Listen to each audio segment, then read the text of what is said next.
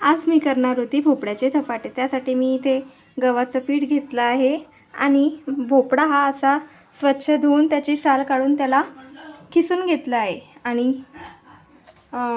त्यामध्ये आता 1 चम्मच मीठ टाकते आहे चवीनुसार आणि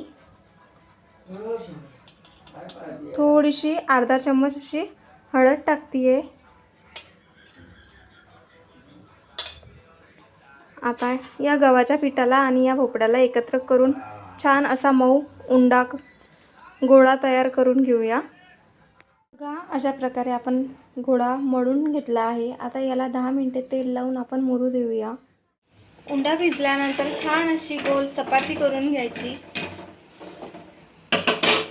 भरपूर सारं तेल लावायचं।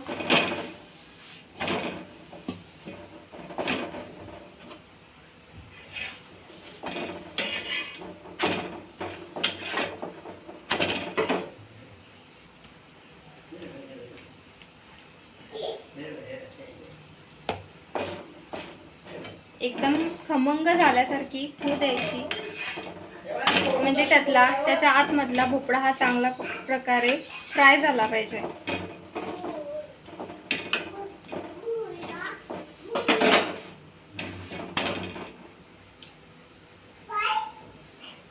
तुम्हाला लागत असेल तर तुम्ही हा उंडा भिजवताना याच्यामध्ये तिखट सुद्धा टाकू शकता, पण आमच्याकडे चटणी बनवली आहे शेंगदाण्याची, त्यासाठी आम्ही हे फिकेच बनवले आहे।